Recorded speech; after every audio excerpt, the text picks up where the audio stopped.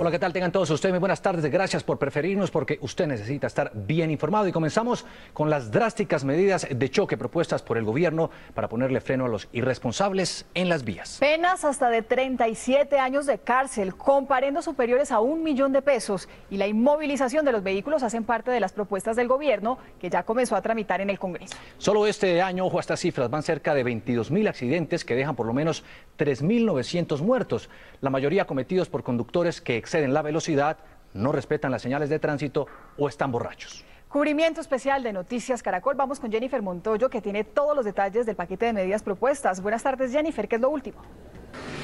Hola Mónica, buenas tardes. Pues mira, aparte de las medidas que ustedes han enunciado, se prevén multas bastante altas, multas económicas que van desde los 60 salarios diarios mínimos legales vigentes hasta los 150 dependiendo de la infracción que se cometa.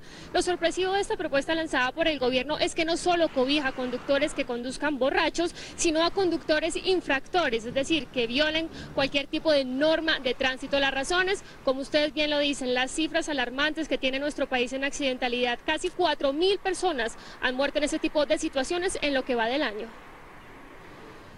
Fuertes penas, no solo para conductores borrachos, sino para irresponsables al volante, propuso el gobierno nacional al Congreso de la República. Para ilustrar con ejemplos, este conductor acaba de cometer una infracción. Que el caballero se acabó de pasar la luz del semáforo en rojo. El castigo de hoy es de... Según el Código Nacional de Tránsito, tiene un costo de 30 salarios diarios mínimos vigentes. Eso sería más o menos un salario mínimo mensual. Con la propuesta del gobierno, esa misma infracción se multaría con 60 salarios mínimos diarios legales vigentes, alrededor de 1.170.000 pesos. Además, se le inmovilizaría el vehículo por un mes y se le suspendería la licencia de conducción por 5 años. Pues hay que aplicar cuando realmente se da la culpabilidad del infractor, ¿no? En este caso, pues, pasó un semáforo en amarillo, que eso cualquiera le pasa. Algunas de las infracciones que serían castigadas con las mismas multas son: exceso de velocidad, irrespeto a la luz amarilla o roja de los semáforos o la señal de pare, conducir en contravía, conducir sin licencia, realizar piques de vehículos, invadir aceras, separadores, zonas verdes y vías especiales. Ahora casos como el de Fabio Andrés Salamanca, que en estado de embriaguez causó un accidente que dejó sin vida a 2 mujeres y parapléjico a un conductor, sería calificado como un homicidio por conducción temeraria y el infractor enfrentaría una pena de hasta 37 años de prisión. Además de la cárcel, el conductor pagaría hasta 150 salarios mínimos vigentes y se le suspendería la licencia por 15 años. Además, la propuesta establece que si el conductor en estado de embriaguez causa un accidente en el que solo hay lesionados y daños a bienes ajenos, el castigo es de 120 salarios mínimos vigentes, inmovilización del vehículo hasta por 6 meses y pérdida de licencia por 10 años. El Congreso tiene la última palabra. Pues el debate va a estar intenso porque mientras algunos creen que subiendo, radicalizando las penas se va a lograr reducir el índice de accidentalidad que tiene nuestro país, otros sectores consideran que esto va más de raíz, que hay que hacer un cambio real, profundo en la cultura ciudadana. Jennifer Montoya, Noticias Caracol. Muchas gracias, Jennifer. Dentro de la gran propuesta del gobierno para ponerle freno a los conductores imprudentes está la de convertir este tipo de conductas en un delito. Así lo advirtió el alto consejero presidencial para la seguridad y convivencia. Pero, ¿qué significa eso? Más temprano salí a las calles a hablar con la gente y esto fue lo que encontré.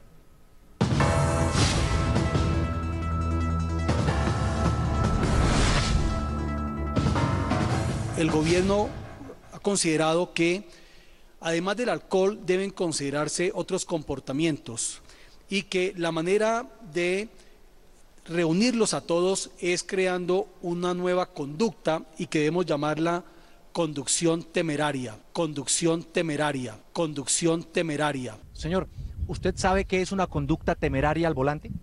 Conseguir el conocimiento. No, señor. Temerario, imprudente, atrevido, que se expone a los peligros sin un examen premeditado de ellos. Esa es la definición que hace de esa palabra este diccionario. Y que a través de esa propuesta del gobierno lo que se busca es convertirla en delito, en homicidio casi que simple o el equivalente, que da una pena entre 17 y 37 años de prisión en el Código Penal. ¿Usted sabe qué es una conducta temeraria al volante? Pues hombre, me imagino que es cuando una persona, sabiendo que debe tener los 5 sentidos al conducir, se distrae con celulares, comete el error que ahorita es un pan de cada día en Colombia al estar tomando trago. Según estadísticas de la policía, este año van 21.808 accidentes de tránsito graves.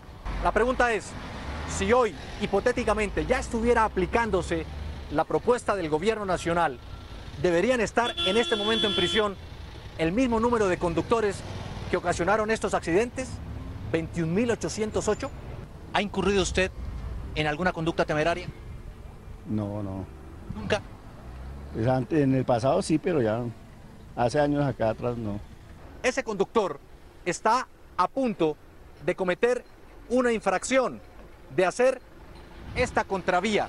Si lo hace y llega a ocasionar una tragedia, mata a alguien, por ejemplo, incurriría en una conducta temeraria.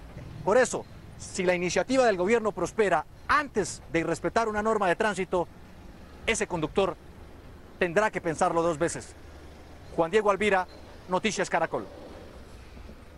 Pues hicimos un ejercicio sobre los efectos de ingerir licor a la hora de conducir. Nuestro periodista Juan Carlos Pardo hizo la prueba. Presten mucha atención, porque así sea poco lo bebido, el comportamiento y la capacidad de reacción se alteran. La prueba que voy a hacer empieza sin haber consumido licor.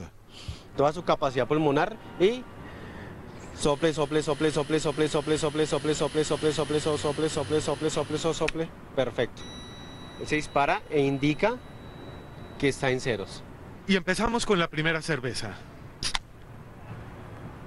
Con la primera cerveza me siento bien, inclusive para conducir en este patio seguro.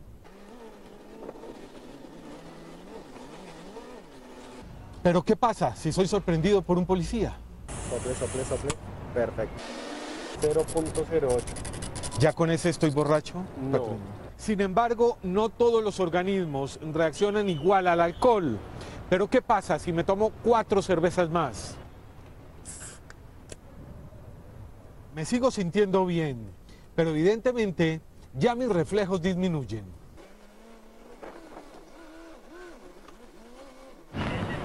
Sople, sople, sople, sople, sople, sople, sople, sople, sople, sople. Sople más, por favor, sople. Aquí nos damos cuenta, 0.51. ¿Ya significa que estoy embriagado? ¿Tengo algún grado? Significa que está dentro de grado 1 de embriaguez. Procedente, inmovilización del vehículo, orden de comparendo y la presentación ante la autoridad administrativa, que es la Secretaría de Movilidad, en el caso aquí de Bogotá. De acuerdo con cifras de la policía, en lo corrido del año se han presentado cerca de 22.000 accidentes de tránsito que han dejado casi 4.000 personas muertas, muchas de ellas producto de esto, el licor. Juan Carlos Pardo, Noticias Caracol. Pero ¿qué tanto se ha avanzado en el Congreso para endurecer los castigos por las imprudencias al volante?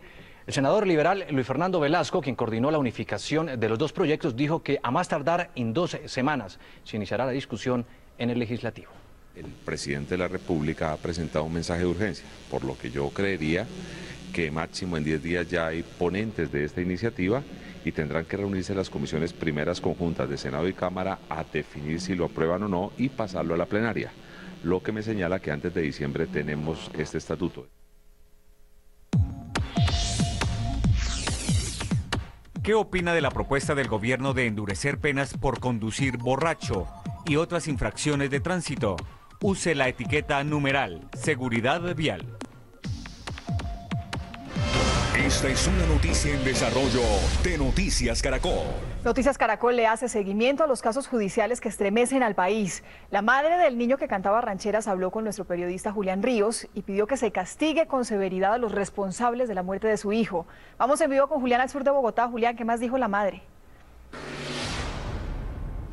Sí, buenas tardes. Pues efectivamente la madre del niño mariachi ha pedido una pena más drástica para estas 3 jóvenes implicados en el asesinato de su hijo. Yo me encuentro aquí en el barrio El Parejo.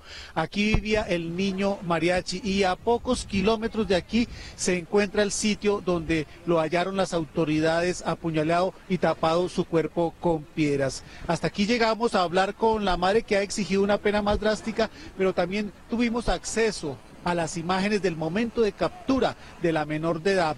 tapamos el rostro de la niña y tapamos el rostro de la madre en exigencia pues a las leyes y cumpliendo todas las normas de los códigos contenciosos y de las leyes que nos han exigido para guardar su integridad. Este es el momento cuando ellas son detenidas incluso a pocas cuadras de los juzgados de menores por una patrullera de la policía que le llevó los derechos y que la presentó luego con la fiscalía ante un juez de menores. Esto fue lo que nos dijo la madre del niño mariachi hoy aquí en el barrio El Parejo.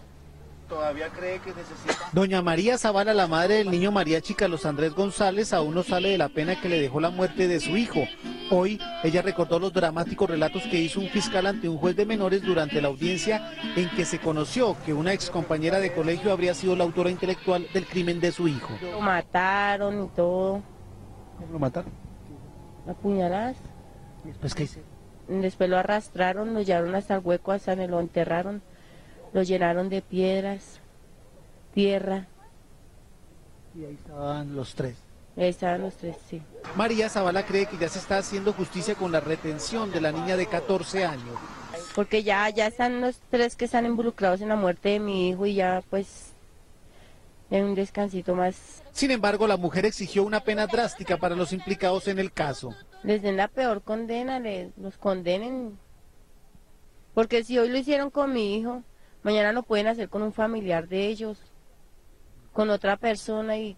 2 meses y medio después del asesinato de esta pequeña promesa de la música ranchera, las paredes del barrio El Parejo, en el suroriente de Bogotá, aún conservan los carteles del homenaje religioso al pequeño Carlos Andrés González, el niño mariachi.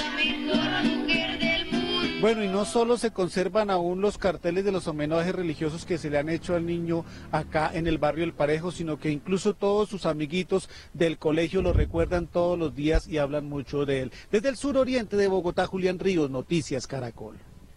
Muchas gracias, Julián. Y ahora vamos al Consejo de Bogotá, donde a esta hora se debate la propuesta del gobierno distrital de extender hasta las 6 de la mañana el horario de la rumba en la capital del país. Vamos con Paola Bermúdez para saber qué han dicho los concejales. Buenas tardes, Paola.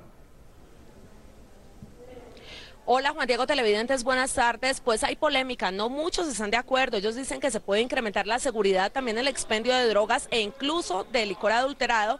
Y dicen que los más afectados serán los vecinos de estos sitios de rumba, porque tendrán que soportar a los borrachos a tempranas horas de la mañana, 6 de la mañana, cuando es la hora en la que la alcaldía está pensando para extender ese horario de rumba. Veamos lo que ha pasado durante la mañana aquí en el Consejo de Bogotá.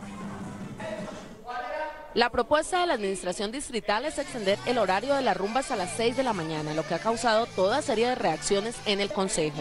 Uno de los pocos cabildantes que está de acuerdo con la iniciativa es Venus Albeiro Silva. Han venido aumentando los famosos amanecederos sin ninguna ley y sin ningún control. Entonces es mejor tener la rumba hasta las 6 de la mañana reglamentada con seguridad.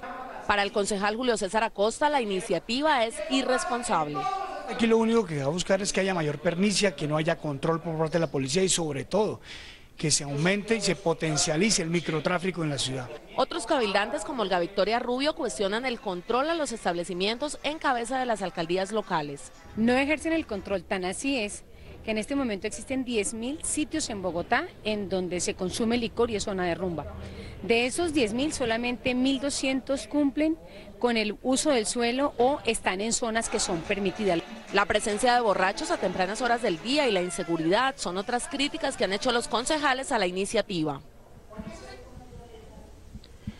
Todavía no se ha definido una fecha para iniciar esta medida, pero mientras esto pasa, pues acá continúa el debate y también la alcaldía está realizando un censo por todos los establecimientos comerciales para determinar cuáles sí cumplen requisitos para seguir su funcionamiento durante 24 horas. Asimismo, se intentará llegar a un acuerdo con la comunidad vecina a la cuadra conocida como Cuadra Alegre en la localidad de Kennedy, en el sur de Bogotá, en donde se llevará a cabo la prueba piloto. Información desde el Consejo de Bogotá con Paola Bermúdez en Noticias Caracol. Gracias, Paola. Y miren esta historia, un hombre prefirió lanzarse al río Atrato antes de entregar el morral que se acababa de robar en un puesto de una feria callejera en Quibdó. La persecución de la policía quedó grabada en video.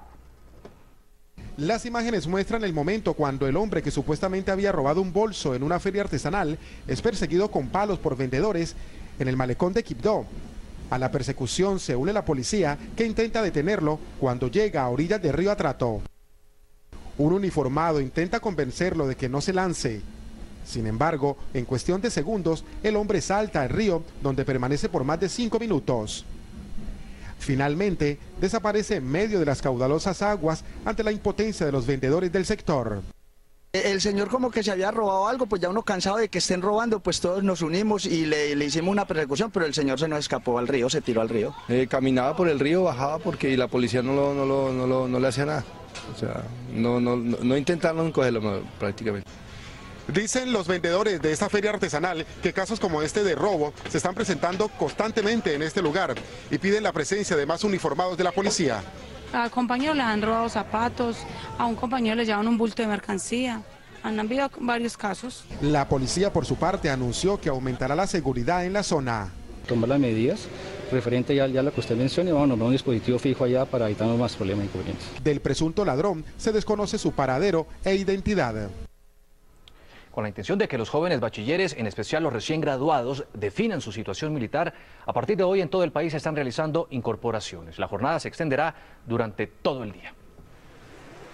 En Colombia, 779.000 jóvenes no han definido su situación militar. Por eso el coronel Javier Rojas, subdirector de reclutamiento, les hizo un llamado. Por favor, asistan. El no hacerlo, incurren en el artículo 41 de la ley 48 y quedan como infractores de ley. Algunos padres de familia que acompañaron a sus hijos en el proceso apoyan estas incorporaciones. Esto hace que estos chicos sean de verdaderos unos ciudadanos. Solo en Bogotá 60.000 jóvenes son remisos, por eso hay disponibles 6 puntos a los que se pueden acercar, entre ellos el Distrito 51, el Palacio de los Deportes y el Museo de los Niños. En este último lugar, esta mañana se presentaron quejas por parte de los padres de familia. Hicimos cola desde las 3 de la mañana.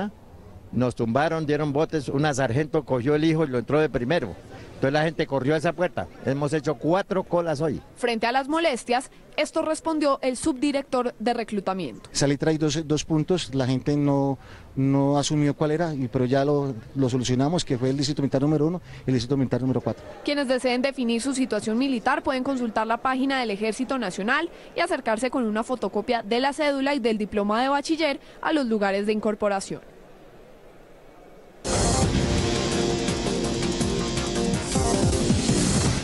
Septiembre fue el mes de noticias frente al matoneo. El presidente Santos sancionó una ley que busca frenar la violencia en las aulas y al mismo tiempo 2 de estos casos terminaron en muerte. Pero ¿cuál es el trasfondo social de estos síntomas de violencia en las aulas? Caracol investiga. El mes de septiembre puso las alertas en las aulas escolares. Los medios de comunicación tuvimos que registrar los casos más dolorosos de intimidación en los colegios de todo el país. Un grave caso de matoneo se presentó en un colegio de Cartagena. Nadie se metió, todos decían que nadie se meta. Y otro caso de presunto matoneo se presentó en el sur de Bogotá. Le hicieron una cortadura en la córnea. El suicidio de una niña de 14 años tiene en luto a su familia. Según ellos, la menor de edad se habría quitado la vida por presiones de sus compañeros de colegio. Hoy 1 de cada 5 escolares ha sufrido matoneo verbal o físico en Colombia. El psicólogo de adolescentes, Luis Alberto Rengifo, ha visto aumentar los casos en su consulta. No todos los casos se evidencian y no todos los casos se reportan, por una sencilla razón, porque el muchacho matoneado generalmente es un muchacho que está intimidado, que está asustado. Así se sintió Marre, es una sobreviviente de este tipo de intimidación. Le di un beso a un niño y otro niño de esos escribió un mail, lo mandó a todo el colegio que decía que Juan Magrillo le había dado besos a una persona que era un monstruo y ese monstruo le había creado una enfermedad que se llamaba marregomitis. Yo era el monstruo, me crearon un apodo que era marregomitis porque cada vez que me veían daban ganas de vomitar. Ver el mensaje burlón en su correo fue la peor de todas sus desgracias. Me sentía absolutamente fea, sentía que no valía la pena. Rápidamente Marre se convirtió en el hazmerreír en las actividades intercolegiales. Estaba sentada viendo el partido y empezaron a gritar marregomitis, marregomitis. Y recuerdo que Beatriz Carrizosa, una amiga muy cercana mía, se paró y les dijo, oigan, idiotas, imbéciles. Me acuerdo que los insultó, déjenla en paz. Duró en estado depresivo todo un año. El dolor quedó plasmado en sus diarios adolescentes. Yo era muy callada, era muy insegura de mí misma. Lo que hace el matoneador es que ejerce un poder sobre el muchacho de manera que pueda hacer con él lo que quiera. Si su mejor amiga la defendió y la hizo respetar porque usted no lo hizo. Era como el miedo no sé a qué. Yo sentía que esta gente me podía acabar. Cuando la autoestima se logra bajar, subvalorar, la persona pierde valor por sí misma. ¿Pero cuál fue la clave para que Marre se salvara? Fue que yo hablé, no me quedé callada, o sea, no lo mantuve todo para mí, sino que le conté a mi familia, a mi papá, a mi mamá. Hoy Marre es una banderada contra la intimidación escolar. Su don musical la está convirtiendo en una cantante reconocida y ha compuesto una canción para sus agresores de otros tiempos. Habla lo que hablo, dice lo que pienso, qué irónico el tiempo lo que hace por ti. Y los critico y les digo, hoy en día estoy segura que muchos de ustedes quieren ser como yo. Me criticaban, ahora quieren todo de mí. 5 poblaciones de Nariño se encuentran sin energía eléctrica debido a la voladura de varias torres de transmisión eléctrica en la costa pacífica. Casi 300.000 habitantes se encuentran afectados y Natalia Cabrera nos acaba de enviar el siguiente informe. Pues a esta hora una comisión de la empresa Centrales Eléctricas de Nariño trata de llegar a la zona. Esto siempre y cuando el ejército confirme que está totalmente despejado y la seguridad está confirmada. Así también se ha dicho que 5 municipios se encuentran sin el fluido eléctrico tras el atentado a las torres de energía en el municipio de Ricaurte. Los municipios que se encuentran sin energía son Tumaco, Barbacoas, Magüí, Payán, Roberto Payán y Ricaurte, por supuesto. Un representante de la empresa Centrales Eléctricas de Nariño confirmó lo sucedido. Se presentó una explosión en los sectores de Ospina Pérez, Palpis, con lo cual podemos decir que ha habido un atentado terrorista contra una torre o varias torres de la infraestructura eléctrica que abastece energía a la población de Tumaco. Tras que la Comisión de Centrales Eléctricas de Nariño llegue hacia el sitio, pues se podría demorar hasta 3 días la reconexión eléctrica. Por otro lado, en el sector llamado Mayama, también hubo un atentado al oleoducto trasandino y las autoridades están tratando de llegar a la zona. La información desde Pasto, Natalia Cabrera, Noticias Caracol. Y esta historia es increíble. Debajo de los árboles se reciben clases los niños de un colegio en Puerto Colombia Atlántico. Argemiro Pion, ¿por qué se presenta esta situación y qué dicen las directivas del plantel? Buenas tardes. Mónica, buena tarde. Le hago un pequeño resumen de lo que ocurre en este colegio. En el año 2010 se demolieron 18 aulas porque estaban a punto de caerse debido a deslizamientos de tierra. Esto pues el Ministerio de Educación aprobó la construcción de 16 modernos salones para este colegio, pero a los pocos meses se le suspendió el contrato a la empresa que iba a realizar la construcción por malos manejos en otros contratos. Desde ahí las directivas del colegio comenzaron a correr a buscar el dinero, ya lo que había aprobado el Ministerio para la construcción de las nuevas aulas, pero hace pocos días se enteraron que ese contrato aún está vigente y que no les pueden firmar un nuevo contrato para la construcción de las aulas hasta que no liquiden el anterior. En ese problema se encuentran los estudiantes del colegio aquí en Puerto Colombia. Debajo de un árbol o en cualquier espacio del colegio Francisco Javier Cisneros de Puerto Colombia, los docentes tienen que improvisar salones porque no tienen dónde trabajar. Estamos trabajando prácticamente con las uñas, ya usted vio las condiciones en el aula. Por eso, con pancartas y arengas, estudiantes de ese centro educativo exigieron una solución definitiva. Nos afecta mucho en nuestro rendimiento académico y la verdad es que mire la situación como estamos. Según el rector Wilmar Martínez, desde el año 2010 el gobierno aprobó la construcción de 16 aulas, pero el contratista nunca comenzó la obra. Le cortaron el contrato de manera unilateral por malos manejos en el año 2012. Egis Castro, secretario de Educación de Puerto Colombia, expresó que el primer contrato aún no lo han liquidado y que por eso no les han aprobado un nuevo convenio. Ya viene a partir del día 4 de noviembre la ley de garantía, donde no se pueden hacer contratos ni convenios, y es por eso que estamos corriendo. Según el rector de la institución, son más de 1000 los estudiantes afectados. El contrato está a punto de perderse y lo que nos dicen las directivas del colegio es que esta institución se encuentra en nivel alto en cuanto a las pruebas ICFES y pues los estudiantes dicen que están estudiando en muy malas condiciones. En el área metropolitana de Barranquilla, Argemiro Pion, Noticias Caracol. Muchas gracias, Argemiro. Y en el Valle del Cauca, el accidente de una ambulancia dejó un niño de 1 año muerto y otras 2 personas heridas. El hecho se presentó en la vía que conduce a Cali hacia Cartago. Vamos a hablar del tema con Carlos Gutiérrez. ¿Qué es lo último? Buenas tardes, Carlos.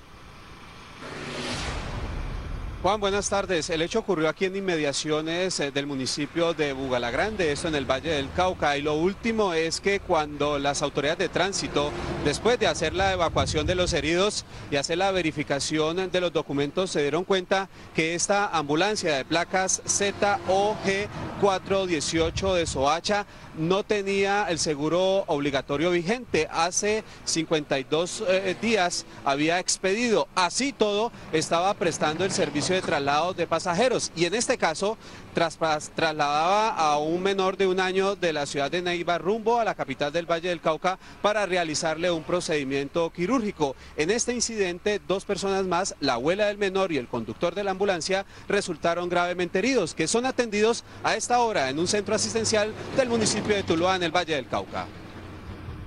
Una paciente que en este momento tiene una fractura cervical. Vamos a realizar una resonancia magnética hoy de columna cervical para definir sitio de abordaje para la herida quirúrgica.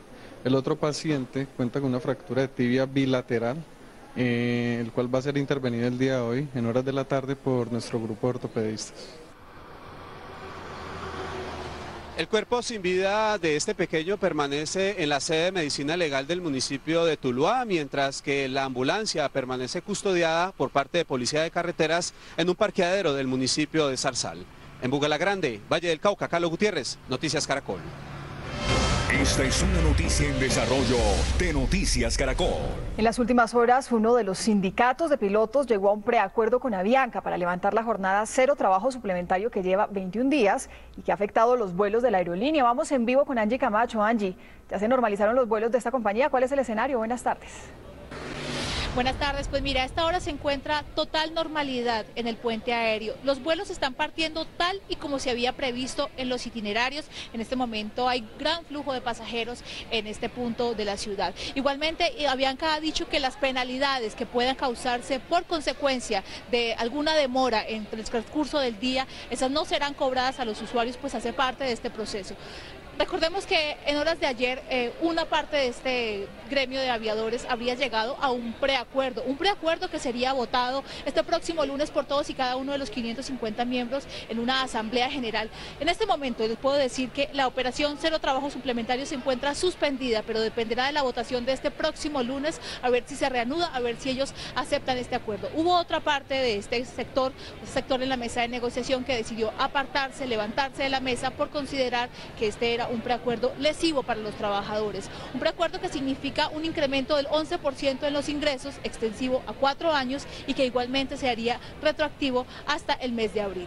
Información desde el puente aéreo. Angie Camacho, Noticias Caracol. Muchas gracias, Angie. Ahora vamos a la vía que comunica a la costa con el interior del país. Los habitantes del Carmen de Bolívar denuncian que un derrumbe está a punto de partir en 2 la troncal de Occidente y dejarlos incomunicados. Ronald Avellaneda nos cuenta qué es lo que más riesgo está generando en este momento la situación. Buenas tardes, Ronald.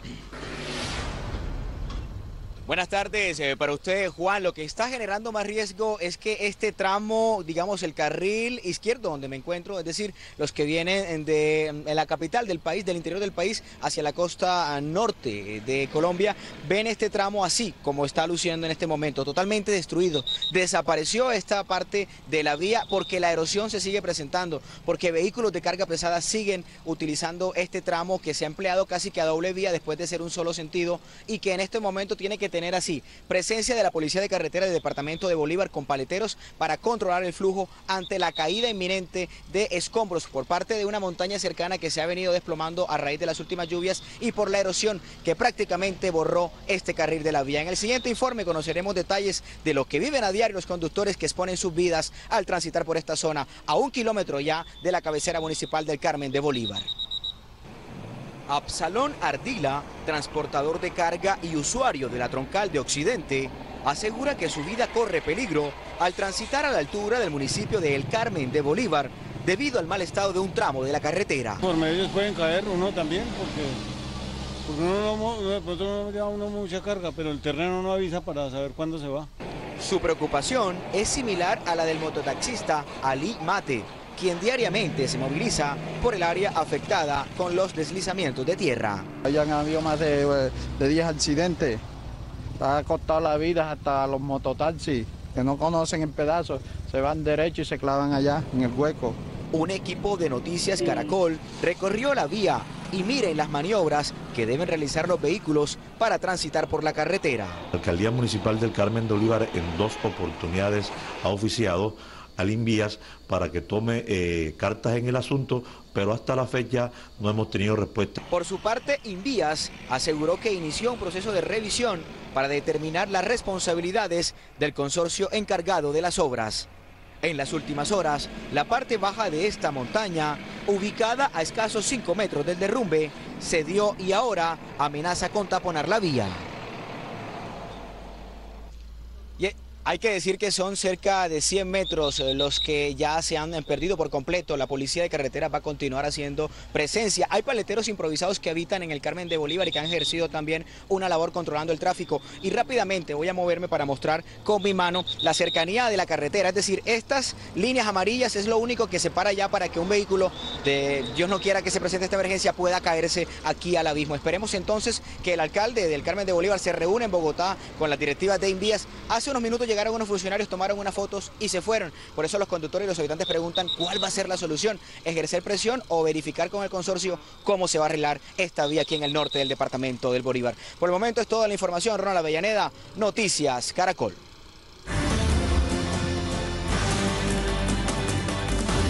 A la 1:02 p.m. vamos con las noticias de Antioquia. Las autoridades de Medellín están considerando el cierre del estadio Atanasio Girardot por lo que resta del año, tras los enfrentamientos entre hinchas en las afueras del escenario deportivo.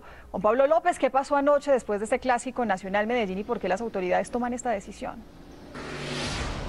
Mónica, buenas tardes. Mire, ayer hay que destacar el buen comportamiento de los hinchas, tanto antes como durante el encuentro deportivo. Inclusive había una campaña para que los hinchas vinieran con camisetas blancas, esto en señal de paz. Sin embargo, al finalizar el encuentro deportivo, en 2 sectores, es la carrera 70 y el barrio Carlos R. Estrepo, en el occidente de la ciudad, se presentaron algunos enfrentamientos entre algunos hinchas. Hay 3 personas heridas, 2 por elementos contundentes y 1 con arma blanca. Ya ofrecieron de 5 a 10 millones de pesos de recompensa a las autoridades por información que permita la captura de quien provocó heridas con arma blanca a este hincha. En el siguiente informe les contamos qué es lo que pasa y qué es lo que piensan las autoridades respecto al estadio Atanasio Girardot.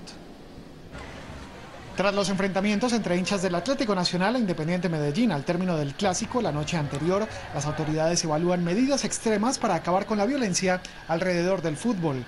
Rechazamos totalmente esos actos de violencia fuera en esas riñas. No hubo actos de vandálicos, no hubo daños de aspectos públicos ni privados, pero el rechazo es total y vamos a evaluar. Después del clásico, 3 personas resultaron heridas. Para el concejal de Medellín, Bernardo Guerra, es preocupante el desgaste en términos de seguridad para este tipo de eventos. Es inaudito que para un negocio privado, en un bien público que debe generar vida y participación de la familia, tenga que desplazar entre 1.400 y 2.000 hombres la policía de Medellín. Los hinchas de los equipos antioqueños así opinaron sobre la violencia alrededor del espectáculo deportivo.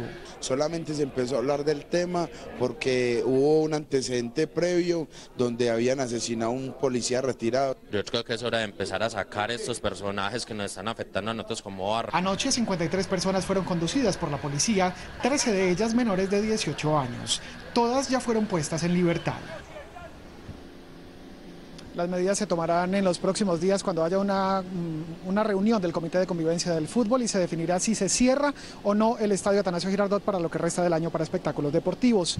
Cambiamos de tema y las imágenes que ustedes van a ver a continuación corresponden al rescate de una niña de 7 años en el municipio de Bello, en un barrio que se llama El Espíritu Santo. Es un barrio de invasión. La niña estaba siendo sometida a labores domésticas y además tenía señales evidentes de maltrato. La Policía Metropolitana y la Policía de Infancia y Adolescencia llegó hasta el lugar y la sacó de ahí. ahí. La niña estaba al cuidado además de 4 primos más y de 2 jóvenes de 13 y 16 años. Las autoridades hicieron un llamado a la denuncia para que las personas que tengan información sobre maltrato a menores de 18 años, pues que lo informen al 123. Es la información por el momento desde Medellín. Juan Pablo López Velázquez, Noticias Caracol.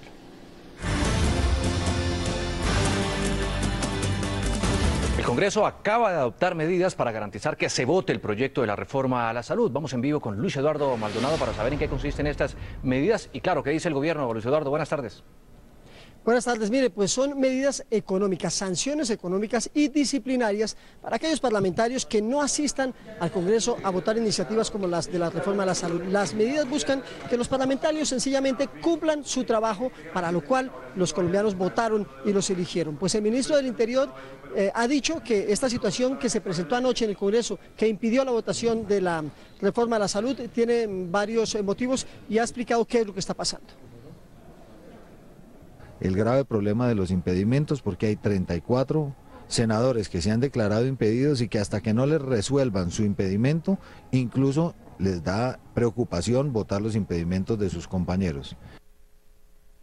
El presidente del Senado, Juan Fernando Cristo, explica detalles de las medidas que comenzarán a ser aplicadas a partir de la próxima semana en las plenarias del Congreso para los ausentistas. Vamos a descontar el día de salario de ayer a los congresistas que no asistieron a la sesión. Y vamos a enviar una circular a los 100 senadores advirtiendo que a partir de la semana entrante automáticamente se procederá con esa medida.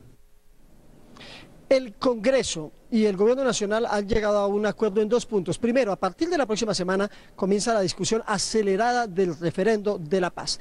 Como el referendo a la salud no ha sido socializado, pues van a dar un espacio para que se conozca bien el articulado, se discuta y en la siguiente semana, después del referendo, comenzaría su discusión. En la Casa de Nariño, Luis Eduardo Maldonado, Noticias Caracol.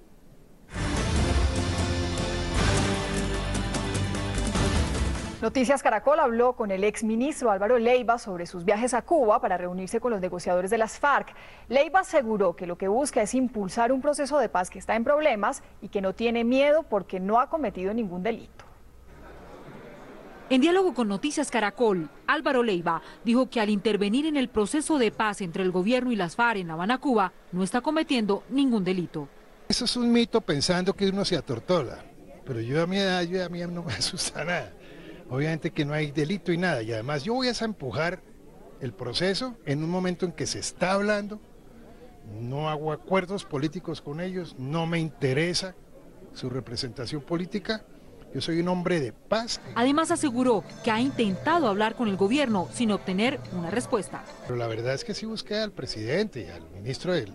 Pero si no les interesa, pues, ¿qué puede uno hacer? Yo tampoco me voy a poner a llorar a estas horas de la vida. Para el penalista Francisco José Cintura, no hay delito cuando un particular se reúne con la guerrilla, pero estos contactos tienen sus límites. Si el particular transgrede los límites de la ley en esas reuniones y se convierte en un partícipe de las actividades ilegales, al Estado le corresponde la carga de la prueba de demostrar la comisión de esos delitos. Por su parte, el presidente del Partido Conservador, al que pertenece Leiva, dijo que él no está violando la ley. Yo no lo estigmatizaría como no estigmatizaría a ningún colombiano que tenga el propósito de colaborar en el tema de la paz. Leiva anunció que mañana explicará de manera pública cómo impulsará el proceso de paz en La Habana, Cuba.